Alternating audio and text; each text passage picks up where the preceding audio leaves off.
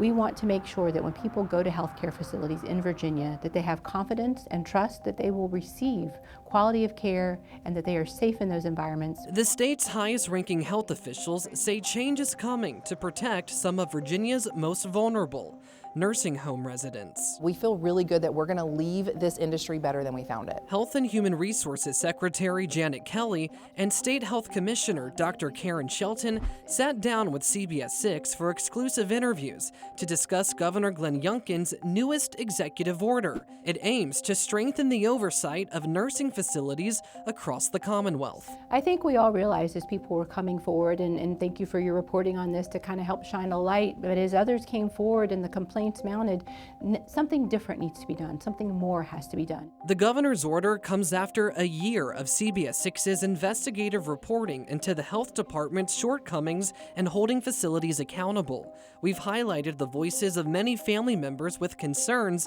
about low-quality care. I regret putting my mother in a facility. They were doing just bare minimum care for him. Disgusting, deplorable. Any words you can think of that's horrendous is the word for it. And yet, the understaffed Office of Licensure and Certification, or OLC, ranks next to last in the country for timely inspections, also known as surveys, and has struggled to investigate a skyrocketing number of consumer complaints. That raises a red flag with us, and it's our job to look into that and to say, what's going on, why is this happening, and how do we fix it? How has our reporting played a role or made a difference in these efforts? Oh, it had a huge impact. We only have so much we can do inside the government to raise awareness, to build public will, to make sure that the General Assembly is knowledgeable, and your reporting really helped with that. All three of those things happen, I think, as a result of your coverage. So would you say that it helped bring us to this point today where we now have this executive order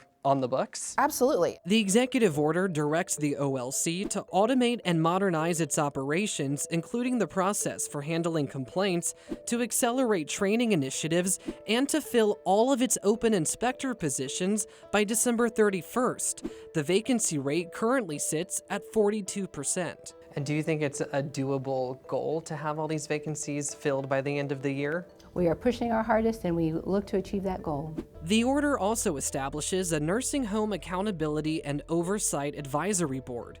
It'll consist of various stakeholders and advocates to advise the governor and commissioner on policies that will improve care and resident well-being. The legislators often ask, what can we do? And so it's great to have a team come together that we can all brainstorm together and say, these are concrete steps that we can take. What would you say to the person who might be seeing the story and they're thinking, you know, it sounds nice to have this advisory group and a stronger OLC, but how will it actually make a difference for my loved one who is in a facility right now? I think they'll be very encouraged. Right now, we're about half staffed, and so having a full team will make sure that we're hitting those surveys on time, and we'll make sure that we're doing it in a timely manner so that their loved ones are cared for. Meanwhile, the Virginia Healthcare Association, which represents the industry, is expressing skepticism. They say that OLC has not received the necessary funding to fully implement the recommended measures within the proposed timeframes. Effective oversight requires adequate resources,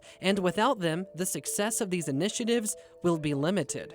We asked Governor Youngkin whether his directives could be achieved with just a few months left of his term. The short answer is yes, and we're racing through the finish. Shelton says that new leaders are now in place at OLC, ready to carry out the mission.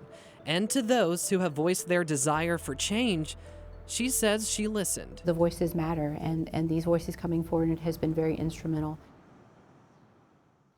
We're also hearing from several provider and consumer advocacy groups reacting to Governor Youngkin's executive order, and most are expressing overwhelming support. We're going to post all of their statements on WTVR.com. I'm Tyler Layne for CBS 6 News. It stressed me completely out. The conditions and care at Henrico Health and Rehab in the East End remain a major concern for the families of some residents. The place is crazy. It's like a madhouse over there.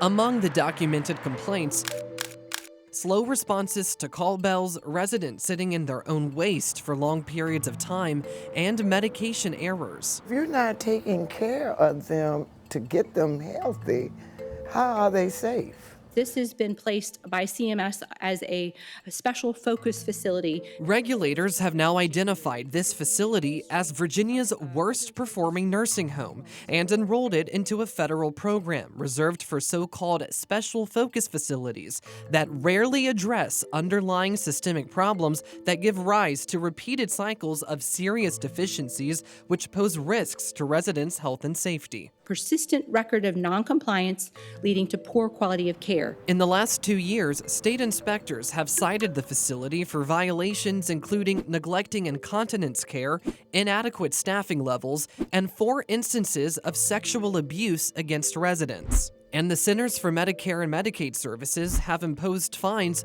totaling hundreds of thousands of dollars. You take their money, you hit them where it hurts, in the pocket. Henrico Health and Rehab spokesperson Mindy Barnett tells CBS 6 that they're currently operating with appropriate staffing and working tirelessly to enhance training and education, aiming to prevent any future issues and to ensure the highest standards of care are always met. This is a for-profit nursing home, which according to Medicare was operated by Medical Facilities of America during the reporting period.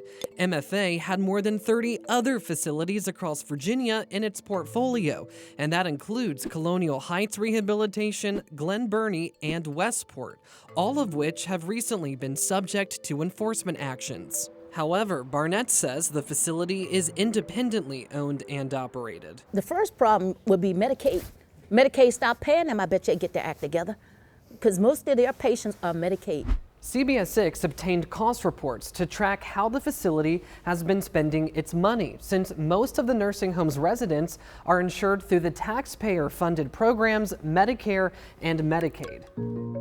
What I noticed, the big takeaway was the increase in rent that they're paying themselves for the building. Valerie Gray, a forensic accountant who specializes in analysis of healthcare facilities, analyzed the numbers for CBS 6.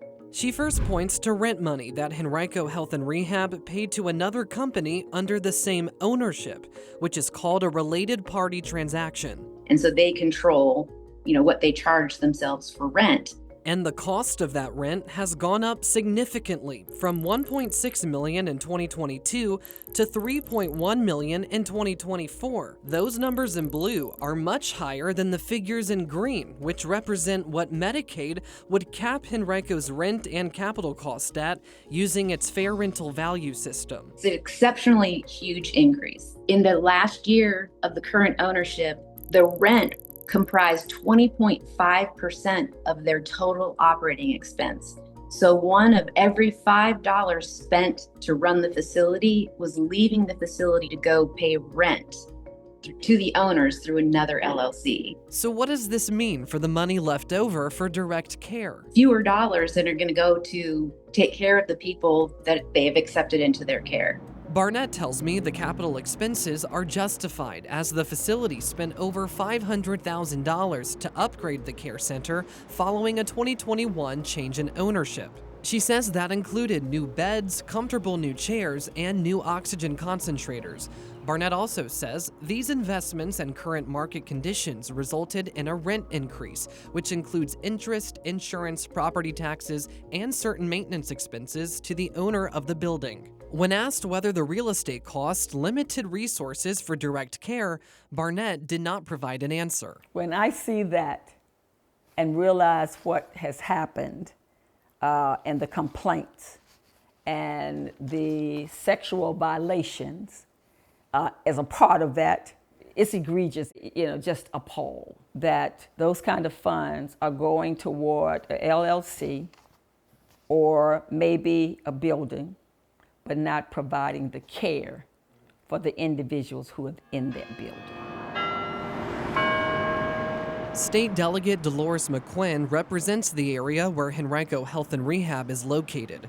She tells me she's been meeting with local, state, and federal officials in the wake of our reporting, but says she's concerned there's a disconnect between the agency that inspects for care and the agency that allots Medicaid dollars. It could have been much more attention and focus on those nursing homes if there was a better understanding of what people were doing, what they were responsible for, and how they were executing. If the quality of care is not provided, someone should not be getting paid.